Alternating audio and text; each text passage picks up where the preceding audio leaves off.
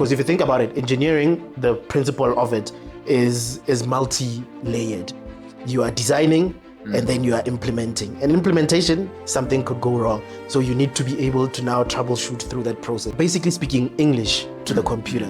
If you think about AI, what you're doing is speaking natural language to the machine.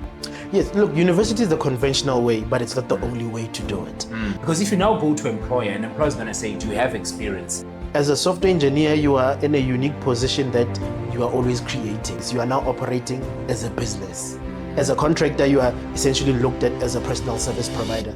Because there's things like as a permanent employee, there's benefits, Yes. And as a contractor, apparently you don't get these benefits. Oh, no. Is that why they say contractors get a lot of money, they get paid a lot of money? Yeah, I would say that's primarily the reason why.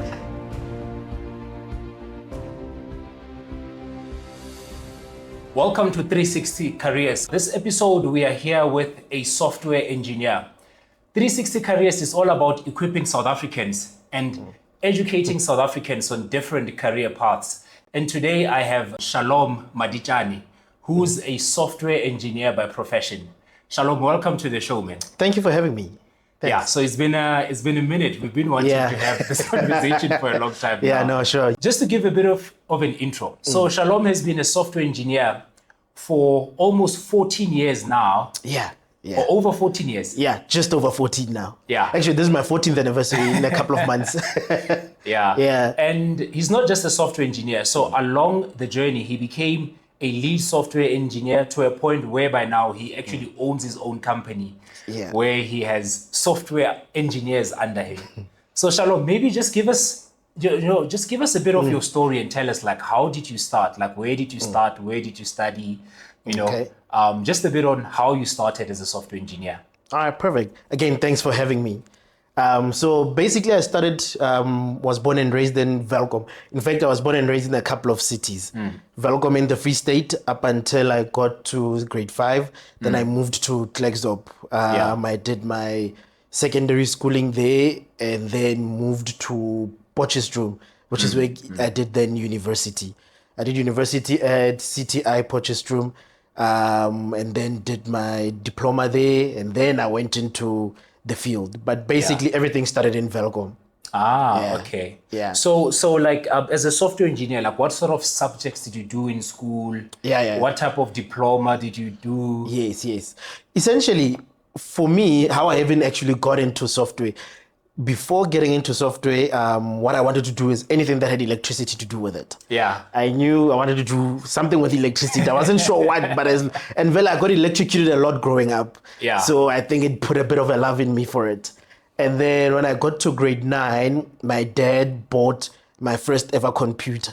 And back then, it was desktop, none of these laptops, proper those desktop. white ones. Yeah. Where you put the RAM yourself, you install everything yourself. Yeah. And that was my actual first challenge with a computer. And from there, I fell in love. So, in fact, I didn't know it didn't come with the operating system. Yeah. I thought you just buy the tower, you connect the screen, this thing switches on, and that's it. That's it. We got home, tried to switch this thing on, nothing is not working. Yeah. Went around trying to find out what's wrong, and then eventually figured, there's no operating system. And is it back then when you used to have like a disk and you have to install the operating system 100%. and it takes hours? Yeah. Windows XP Black, Pack 3 back in those days. So after that, that's when then I fell in love with the computer. I was in grade 9. And then I got into focus to say, actually, a computer as well has electricity. But the more I worked on the computer, fixing it, breaking, fixing it, I came across, actually, there is a way that the computer works. It needs to be given instructions. It's not just fail and J. You have to give it instructions. This is what you need to do, and that's the software element of it. And I learned that probably I was in grade 10 during CAT lessons. Yeah. In the CAT class, I discovered, there's this thing field called software engineering, and maybe that's what I want to do. And I did physics, I did CAT, I did mathematics back in high school.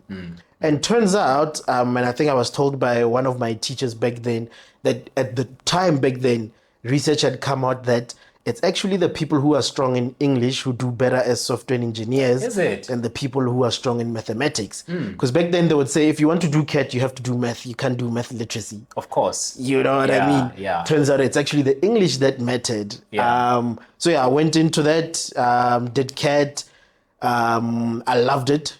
I fell in love with it. And then that's how I even then got to choose my school.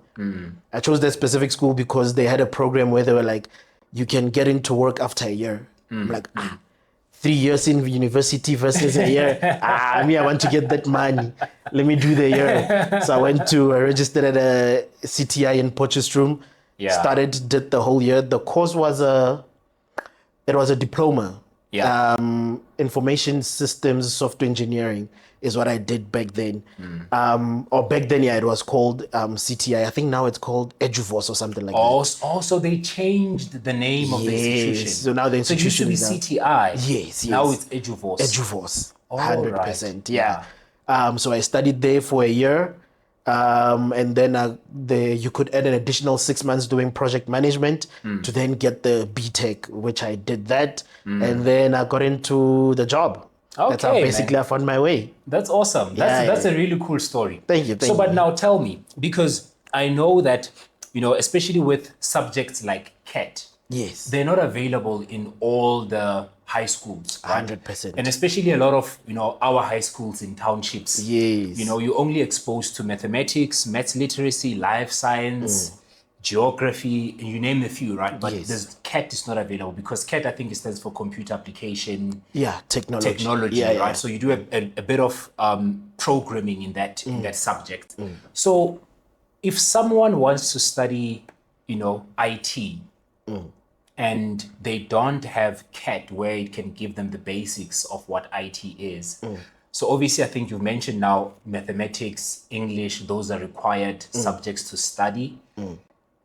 How would you advise them in terms of getting into technology, in terms of the subject choices and what to expect when studying information technology or computer science? Because I find that a lot of, high school kids, they choose, degrees because of they heard about someone saying, the software engineer, they don't even know what it is. But what would you advise if someone were to go, this career path of a software engineer? Who's the type of person? What should they think about before deciding that I want to be a software engineer?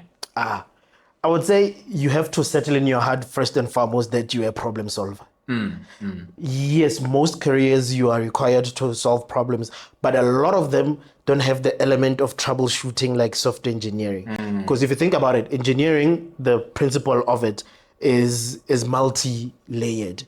You are designing and then you are implementing. And implementation, something could go wrong. So you need to be able to now troubleshoot through that process. So I would say if someone has an interest, settle in your heart first. Do you like problems? Yeah. And if you like troubleshooting, then maybe this is the path that you should consider. If not, maybe let's think about something else, But once you've settled that one, I would say, yes, the mathematics does give an advantage, but it's not the end all and be all. Yeah. And especially because programming also has now evolved. If you think about as a software developer, now with the languages, you are basically speaking English to the computer. If you think about AI, what you're doing is speaking natural language to the machine, and then that is transformed into then the end result, which is why as long as you can speak now, you already have a leg to get into the industry.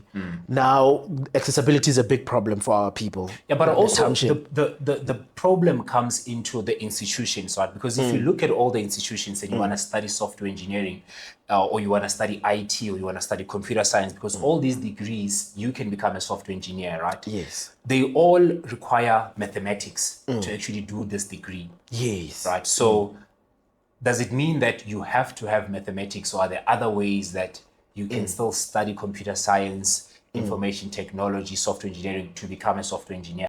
Yes, look, university is the conventional way, but it's not the only way to do it. There are a number of private institutions and private programs that have mushroomed in recent years where you can join in and then start, even without knowing anything, not having a single clue, you can start and then they start with the basics. Yes, university has that restriction that you have to have mathematics and whatnot. But if you didn't start that way, or you were maybe not strong that way, there are alternative paths that you can take. One of them is coders something. I'm forgetting the name of the program. I'll mention it if I remember it later. But those programs then allow you to get into the field, and even if you want to change your career, let's say you started and you were a chef, and now you are tired of cooking. Now you want to write software later on in your life.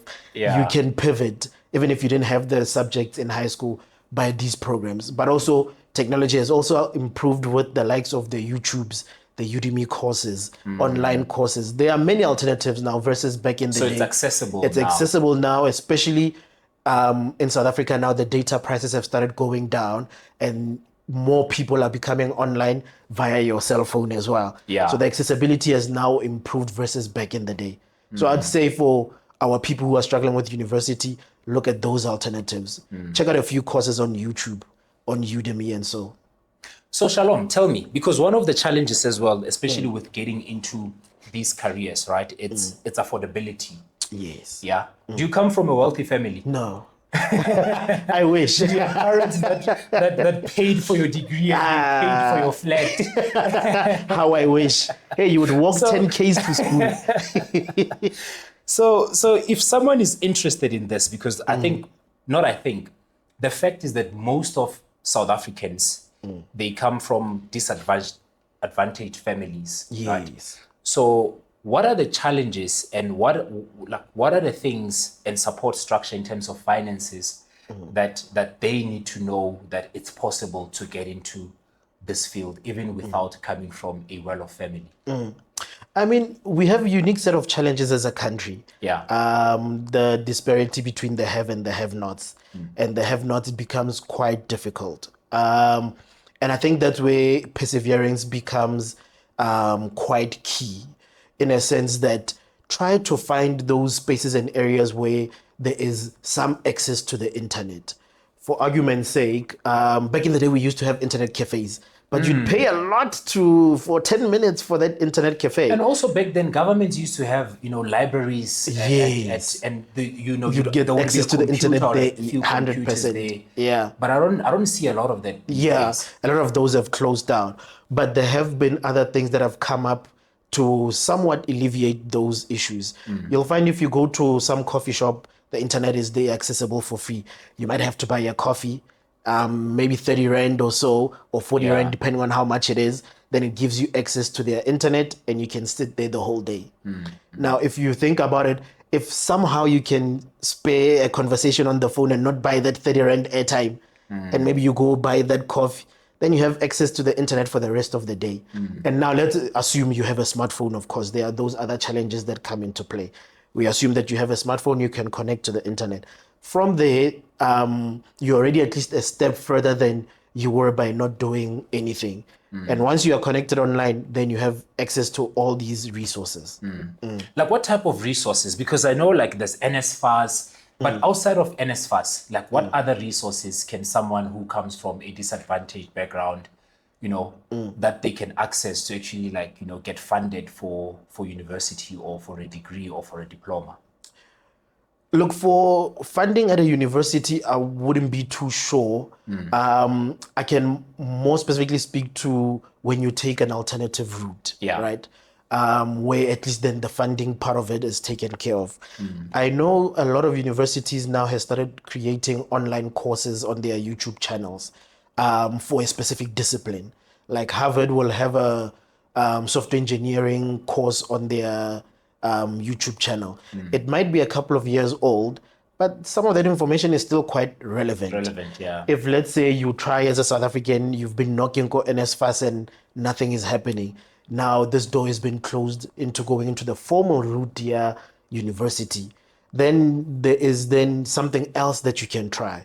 Like you go then for searching for those free online courses. There's actually quite a number of institutions that now offer free courses for specifically software engineering. Yeah, because I think you're right. With YouTube and all these freely accessible resources, someone can actually teach themselves. 100%. Right? But the most important thing that's going to come is where do they practice those skills? Because you're going to need to practice those skills, right? Yeah. Because if you now go to employer, an employer is going to say, do you have experience? Yes. And I find that a lot of times experience is not only gained from formal employment. 100%. Yeah. What can they do? That's where the love comes in. If you love something, you'll spend enough time with it, right? For me, even before I got to university, even while I was doing CAT, in as much as CAT does give you concepts and ideas, it doesn't give you the practical. So it was on me to go find material to try and learn the practical. I mean, when I was choosing my subjects for university, I actually almost made a mistake. Yeah. Back in the day, I was practicing C++, and I thought C++ that's the language. This is the language of the day. This is what I need. For those who don't know, that's a programming language. Yeah. So I was practicing that, and when I had to choose the subject or the path for university, they gave me options of the languages that I'd want to do, and I'd already decided on C++. I was fortunate enough there was someone who was 2 years ahead of me who had gone and done a course at a different institution, the formal way, and he told me about C#. And I was like, no, don't do C++. That is coming to an end soon. That saved you, eh? That saved me. Because, yes, it would have been something else. So I changed then and I went the C++ route. The C# route. Sorry, the C# route. And then I studied that instead, you know. And thankfully for that guy, I thank him for the rest of my life for that piece of Important information. to get advice from people that have done it already, because 100%, you get to avoid all these mistakes, right? The pitfalls, yes, 100%, Yeah. So that was very helpful. All right. So now tell me, as a software engineer, when you started working, like, what are your day-to-day, like, what do you do as a software engineer? If someone hears about software engineering or software developer, same thing. What do you do every day when you get to work? Problem solve. Yeah. You start your day with a cup of coffee. You need coffee. When I started, I didn't even drink coffee. I didn't like coffee. But over the 14 years, I've realized, you need the caffeine in the system. But on a daily basis, generally on a day, I'll start my day, I'll come into the office and I'd look at what I've been doing in the previous day. Because it's one of those jobs where it's continuous, you'll probably sit with a problem for a number of days. You can start something on Monday, you are not guaranteed to be finished with it on Monday. You start on Tuesday, now you have to reflect, okay, Monday I was asked to do XYZ. So let's say for use case, you are given a task to add a workflow to a system. Now that workflow, you are given the task, this is what I need to do for this workflow to be achieved, right? You start with it on Monday. On Monday, you get stuck. That first task, you are continuing with that task on Tuesday. Yeah. Now, you could pivot to say, hey, I have these 5 tasks I have to complete in this week, but I'm still stuck on the first one. Yeah. So generally, then you'll start doing your research, at least how I do it. I'll then start my day with doing research. Or this thing yesterday, it's been kicking me. I need to find another way, which means now I need to sharpen my tool. So is that problem solving, yeah? Yes, that's the problem solving and the troubleshooting part of it. So I'll then do my research, or this is the problem. What are the alternatives that I can try? Something else that I didn't try on Monday, because now I'm on Tuesday. And then once I've figured out something, an idea, then you go back again into writing the code. You try, you find that it doesn't work. Or maybe you are lucky today. Yeah. Today, then it works.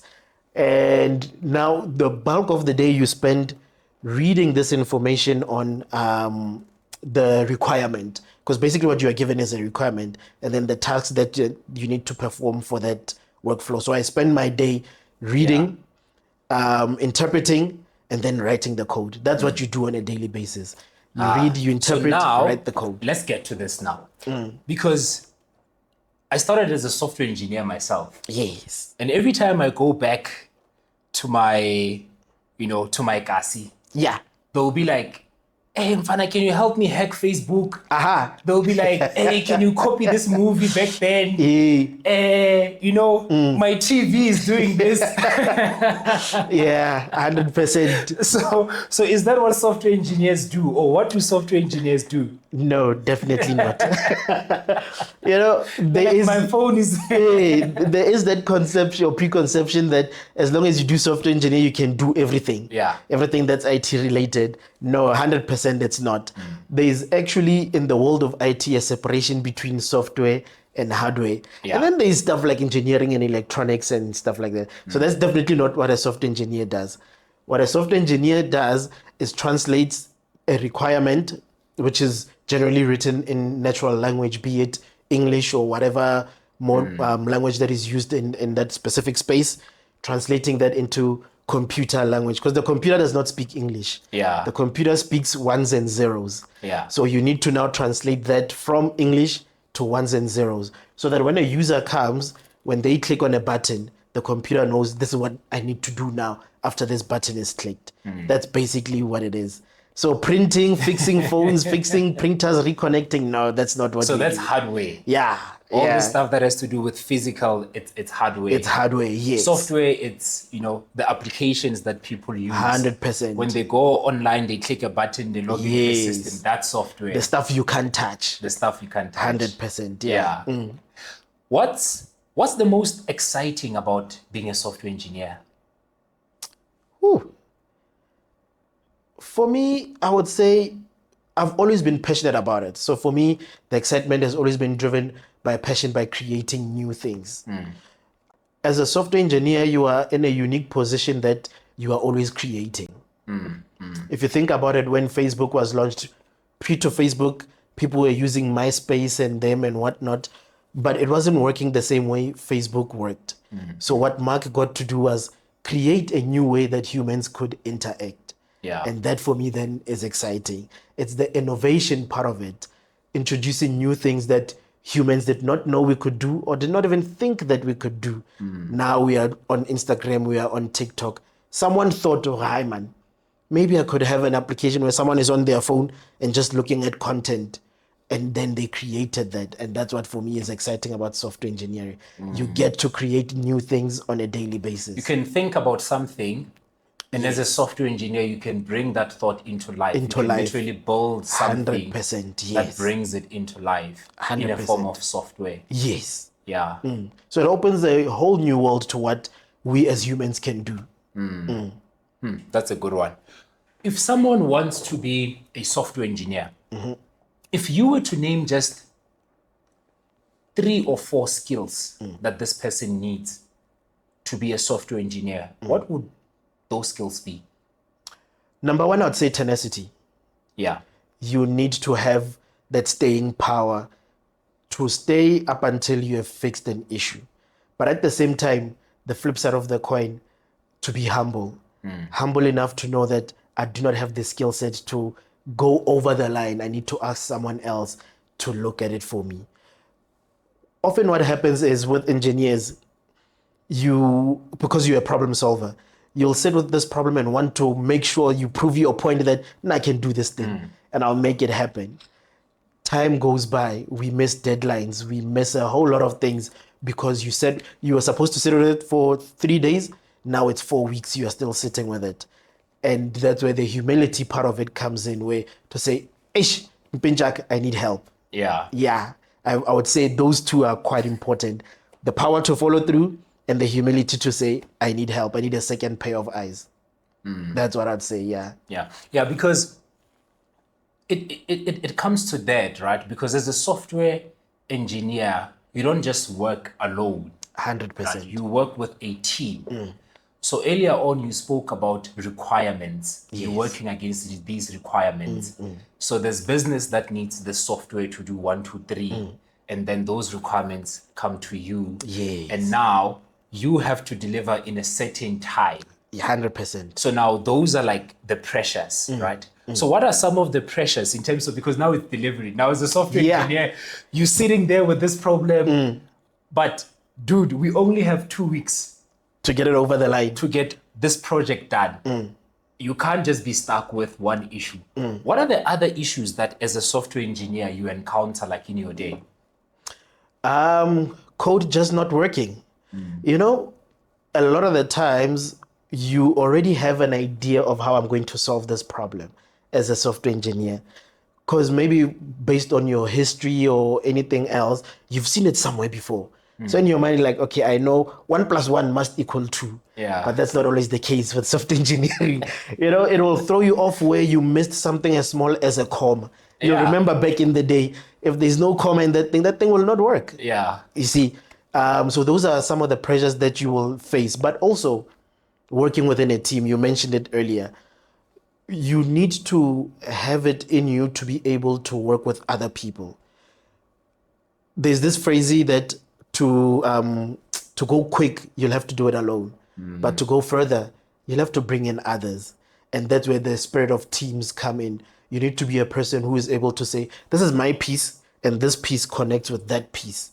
And both these pieces, when they come together, that's what will fulfill the requirement.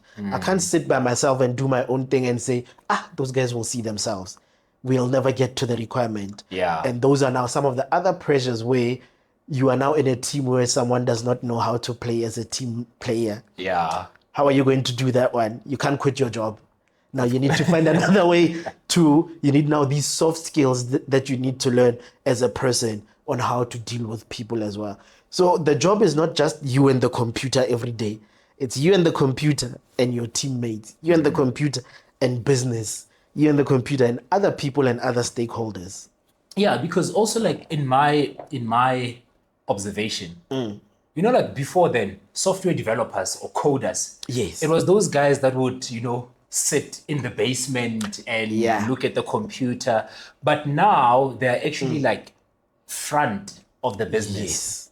Yes. And what you're talking about is communication, because sometimes you still find people that just wanna, just work in been isolation. locked up, But you are part of an organization, you're building something together. There's other people contributing to the same thing. 100%. How important is that? Because now as a software developer, I find that you have to be a bit hybrid in terms of your skills. Oh, yes. No, communication is key. Yeah. Anything that requires an organization, communication is key. Where you need other people, communication is key.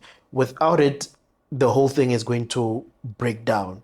It's a strong link in the chain. And if you weaken this link, it's going to break down. So I'd say it's very important. Back in the day, like you said, you could sit in the basement. Maybe you are the only engineer in that team. You'll sit by yourself and you're expected to write this whole thing by yourself. But that's no longer the case. We've realized that you need more people to go as far as possible. And also because technology has also advanced over the years, it can do way more. So you need different skill sets. Like software engineering, it's not just the software engineer who's involved in this. There's a tester who's going to test this output. There's a business analyst who's spoken to business to ask business, what is it that you need?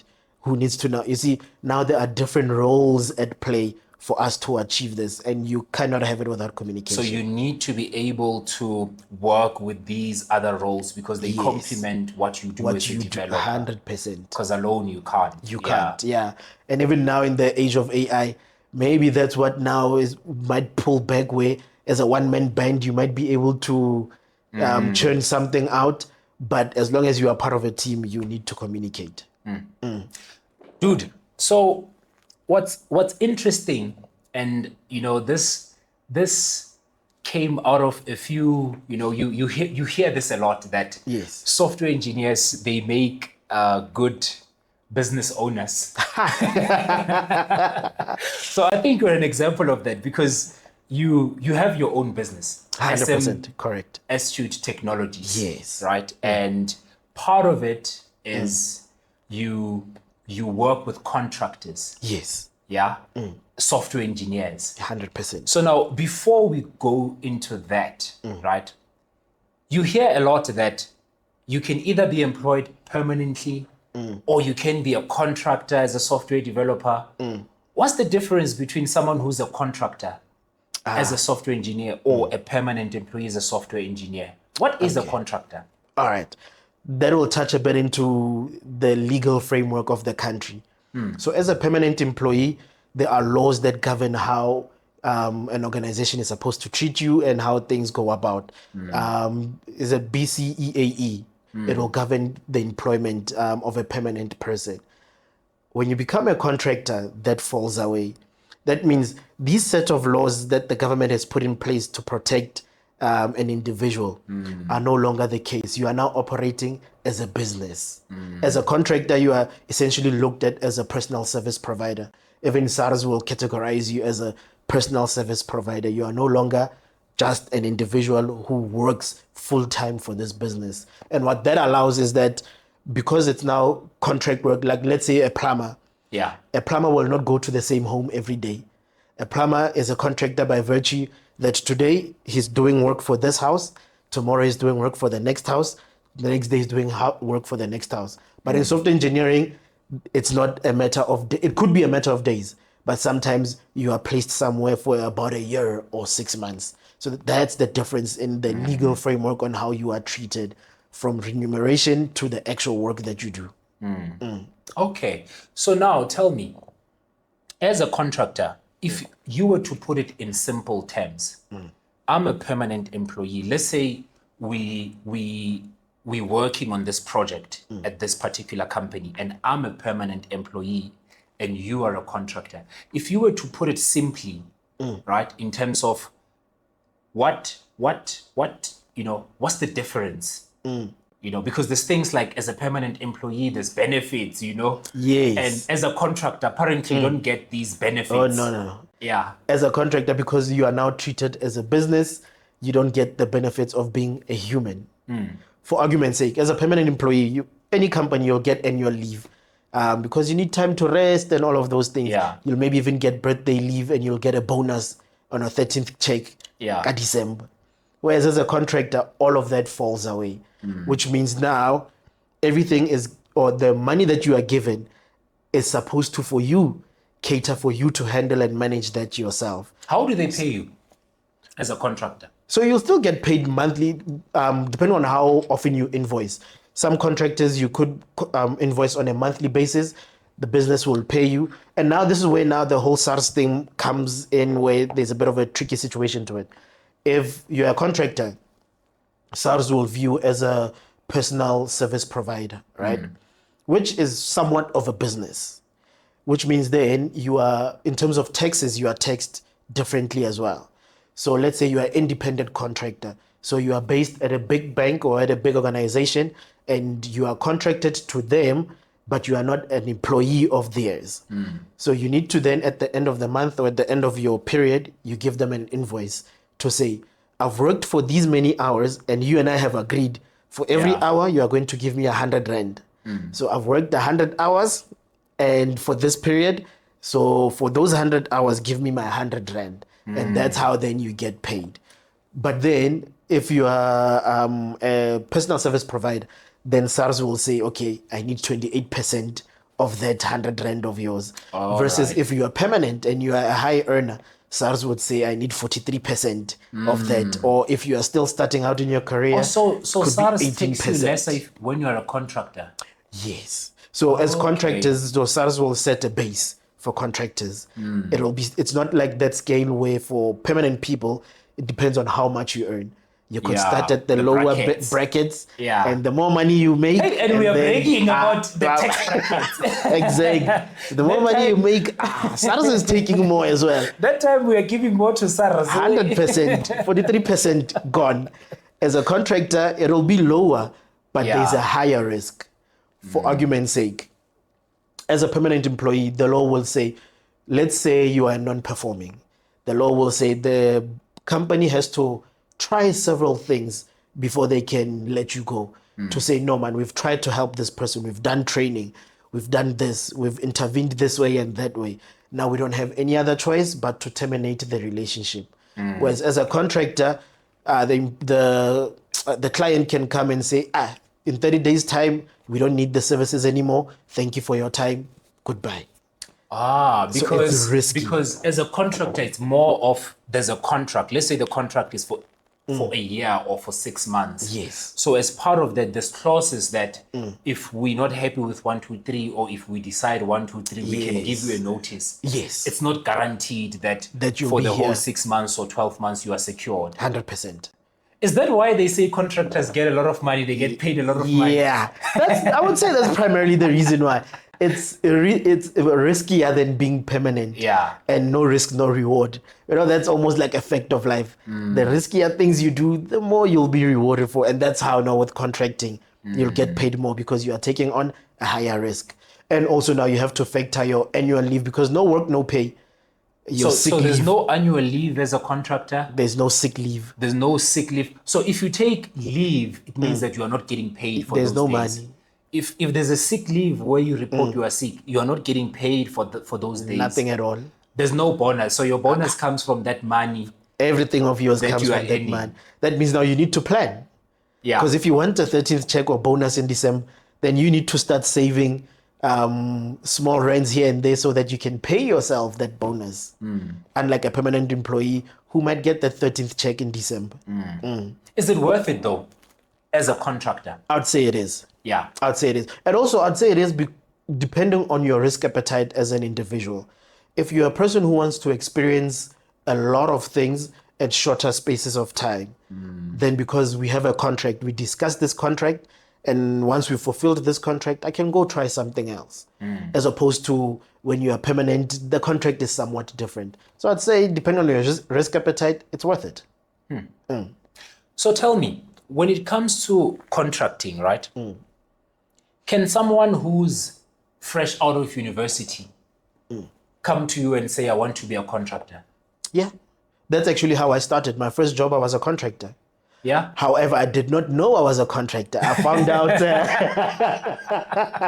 And that's the thing. When you start working, you don't know a lot of things, Yeah. I know I signed a contract. I know I read a contract, but I didn't know I was a contractor. I learned along the way. But you definitely, yes, straight from university, you can go and be a contractor. So what are some of the things that if someone wants to be a contractor, right? Because I want you to, because there's two different types of people, right? There's people that are looking for permanent employment, but there's also contracting as an option. Yes. To say that you can be a contractor. And then there's another option where you can be a freelancer. Yes. So as a contractor, what's the difference between someone who's employed and they want to be a contractor, so they have experience, and there's someone who's new in their career, they just graduated, they can't find employment, and they want to be a contractor? What are the steps that these people need to take to become a contractor? Because I'm guessing, it's experience. I always tell people that experience is not always gained from permanent employment. Yes, 100%. And it'll go back to the question that you asked earlier. Maybe I'll run back to it on how you gain experience without, like you say, being permanent. Yeah. One of the things that I think is key is having the mindset that with your spare time, practice. Find things that you can do as a inspiring or aspiring software developer that you can practice with. For argument's sake, if you're sitting there and you're on your laptop and something annoys you about your laptop that takes too long in terms of steps, if you want this specific result, you have to click this, do that. Maybe write a program where you click one button and it does everything else. You know what I mean? That gives you the opportunity to now practice. And once you've done all of that practice with different sorts of things, you can put it on your CV. Yes, I was not employed, but I did actually do the practice. I'll give you an example. So when I started, my CV was one page because I don't have experience, right? I started this job as a contractor. I was fortunate enough that I got to get a job quick. What did you put on your CV? When I started, my CV was just my contact details and the degree that I'm about to get. That's I all always I put. advise people that, especially when you're starting out, at varsity you did projects. Yes. The side project. At least put those things so that you can show that you've applied the skills you've got. 100%. Yes. At least, because you don't have formal employment. So your CV doesn't have to be blank. 100%. And it gives the potential employer something to think about that you would have applied practically. And that's exactly what I was getting to, in that after I got this job, because it was my first job, what I started doing is that with my spare time after hours, I would write these small programs, these utilities to make my life easier. And that's when now curiosity and tenacity will come into play. I would do all of these things and I'd put them on my CV. So even though my actual CV was just one page, the end result was 3 pages. The extra 2 pages was these extra projects that I was doing on the side.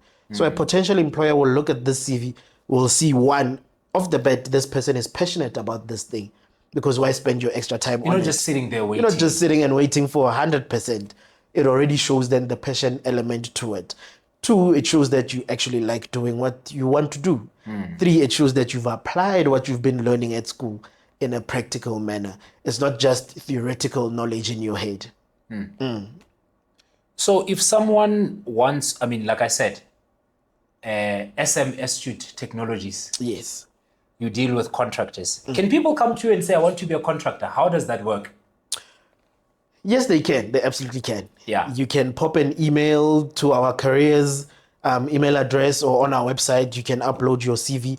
There isn't a, how do I put it? There isn't a pre-qualification to say you need this specific qualification to be a contractor. The same qualification that you did in university for employment is the same thing that you'd be using. You can approach any of the multiple consulting houses or contracting houses like SM Astute Technologies. You upload your CV, someone will pick it up and look at the CV and then make the decision based on that. So do you guys also like do, I mean, there's interviews and stuff because you're getting Yes. this person as a contractor, right? Yes. And then after you interview them, then what's the next step? So generally we'll do, before we even get to the interview stage, we will send some sort of a technical test.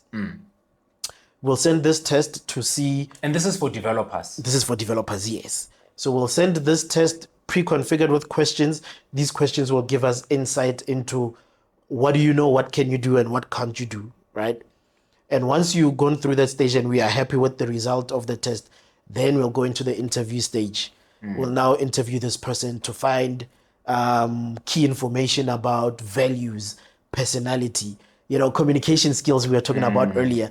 Does this person want to sit in the basement, or do they want to work in a team? Because I'm looking for someone who wants to work in a team, right? So we'll have then those conversations. Parallel, while we're having those conversations, we as a business, we are having conversations with our clients to say, you know what, there's this particular individual you might be interested in. You've given us a spec to say, I want a person who does 1, 2, 3 and has 1, 2, 3 in terms of experience. And we can match it to this particular individual. Now, this individual can already be on our roster, or can be like the scenario that you gave, you've sent in your CV. Yeah. Then we'll now look at the two, we marry the two. And once we are happy with the process, that because we need to be protective of the client, that we give the client the right type of person, because this person has goals to meet. So You know what I mean? you as a company, you deal with the clients. 100%. So you work with companies. Yes. And as a contractor, you just, what you do is that you match what the companies need and what skills you have Yes. and contractors you have. And that's how they get contracts. 100%. Yeah. Yes. So there'll be a relationship then between the client or our client, us, and then the contractor. And then you manage all the legal stuff and all the Yes. paperwork and all that stuff. 100%. So we will manage that entire process from start to finish and ongoing for the duration of the contract. So even with payments, you won't get your payment directly from the client because you are not an employee of the client. You are a contractor who's rendering service to this client. Shalom, what I'm going to do is I'm going to ask you to just maybe share some of that information on how people can, reach you guys. And then I'll pop it in the description of this interview so that people, they know how to contact you, right? 100%. What I want to ask you is, out of everything that we've been talking about, as a software, your journey as a software engineer, becoming a contractor and ending up being a founder of a contracting company, what is it that you wish you learned when you were starting out? Ooh. What I wish I learned when I was starting out. Yeah, that is a tough one. There's a lot, eh? It is a lot. It is a lot to unravel. Look, along the journey, I've learned quite a number of things. And one thing that I think about is where when I started with my first job, you are young, you are energetic, you're excited about this thing, but you don't know much about it. You don't know a lot. You've just been told on Monday, come report at this particular building. You'll see what you do when you get there, right? And then you are hit by a wave of a whole lot of unknown, right? And I think for me, there were parts where I was scared. I'll give you an example where when I started my job, my first job, I had to move to Midrand.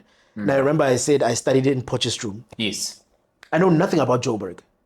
I've been to Joburg twice. I came for some bursary assessment, and then that's it. I know nothing about the place. Now I have to work. I need to find an apartment. Because now I need a place to live. Yeah. And I need to find a place that's close enough to work so that I can either walk, because I don't have a car. You don't have a car. I don't have a car. I need to now walk. Now I get this job. Luckily, my dad helps me with finding this place. Yeah. It's probably about maybe 5 kilometers away from the office. So it's fairly close. It's a walkable distance. Yeah, but that's like, it's quite a distance, quite a but walk. Yeah, but at least Yeah. it's walkable, right? I don't know the terrain. I leave my apartment. I get lost. Now, the day before, I had driven with my father to try and find where the job is and try and find a way of how to get to the office. I did that. But on the day that I need to start work, all of that information is gone. Yeah. I don't know how to find my way to getting to the job. I get lost for about an hour or so. I walk back to my apartment.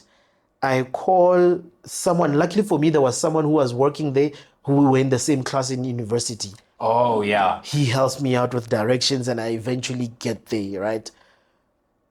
I say this to say that at least I had prepared the day before. Yes, I did get lost, but I had some preparation that I had done. And I think that's what I would have loved to have at least learned when I was starting out, in that you need to prepare. You can't just walk into situations. When things don't go your way or the way you are hoping to, it might depress you. Yeah. It might flood you with an array of emotions that you wouldn't know how to handle. But at least if you have prepared, you have something to fall back on. So preparation is key. I think that's something I would have loved to have learned way earlier than when I eventually did learn it. And then from like your day to day, I think you've mentioned some of the challenges, especially as someone who's starting new, because it's quite a shift from from university to when you start a new job. Because even for me, it was a shock. What are the mistakes, not just when you start, but also as you progress with your career, right? What are the mistakes that you think people should avoid? Maybe like challenges that you came through as you were growing into, a technology lead or a lead engineer and, finally owning your business. Like, what are the things that people should avoid as they build into this career? One, I'd say not asking for help. You can't do everything yourself. You will not know everything all by yourself. That's why humans are a social species. Ask for help. There is someone who knows something that you don't know, which will complement what you might not know, or you might know. It will be complemented by someone else's knowledge. That's what I'd say. Don't be afraid to ask for help. It goes back to that thing of sitting for days, right? Because Yeah. someone has gone through exactly the same thing. And I found that sometimes by just asking someone for Yes. help in 2 minutes, It's solved. There's nothing new under the sun. and you as a newbie, you thinking this is... Me, I have this thing. No, you need to learn to ask for help. Yeah. That's for me, I'd say, is one of the biggest pitfalls. I'd say maybe another one is not everything is perfect. And we are not striving for perfection. With a perfectionist mentality, you get stuck. And that's where now there's that concept here, analysis paralysis, because you keep going back to it to say, nah, this is not perfect. Maybe if I shift this, it might be bad. And then you go, and then you find that you are sitting in one place forever. It never gets to the end goal. If you don't strive for perfection, We strive for excellence, yes, but not perfection. There's a difference between being excellent at what you're doing and being perfect. Yeah. We need to deliver is what we need to do, and we need to deliver excellently. What were because I find that you've mentioned some of the few things that you've done, right? Especially around the projects that you do on your own, on the side, because I find that as a developer, it's very important for you to always be working on some things, because I find that in your career, sometimes at your workplace, you're working on something specific. Yes. And something very limited in terms of scope. But on your side projects, that's where you actually get the breadth of exploring and playing around with a lot of things and a lot of tech and trying out new things. You've also mentioned Udemy somewhere, some courses that someone can do. If you were to give someone who's either early in their career or they want to do software development, what are the tools that helped you grow as a software engineer, apart from those that we've just mentioned? I mean, we've touched on practice a bit, and you just mentioned it now.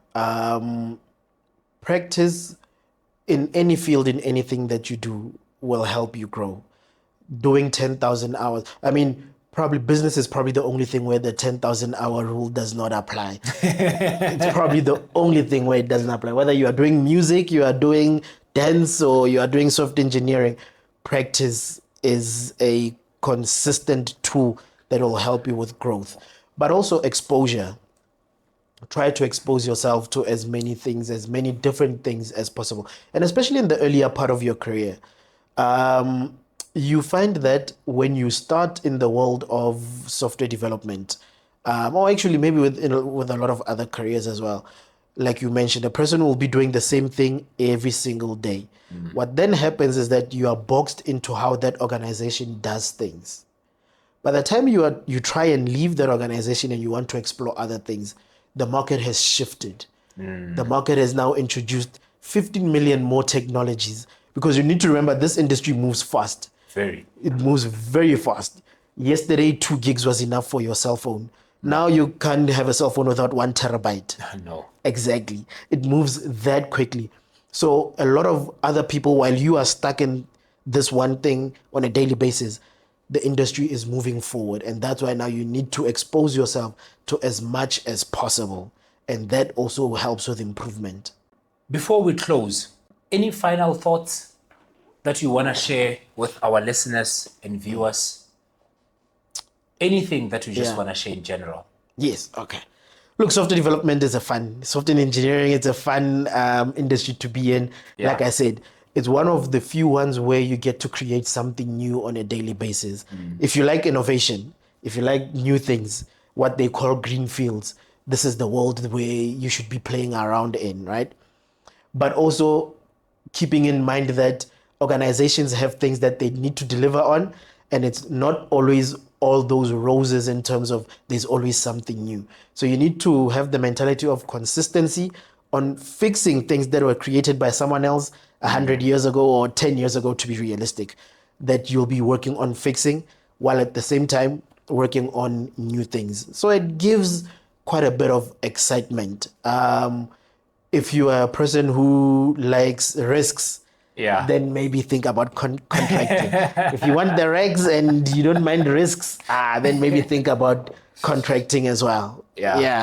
Shalom, thank you so much, man. I've personally learned a lot, and I hope the listeners and viewers got value out of this conversation, from software engineering to how you can start as a software engineer, multiple paths that people can take. 100%. A contractor, knowing what's the difference between a contractor and what are the gives and takes, and how to get into being a contractor. So I've personally learned a lot.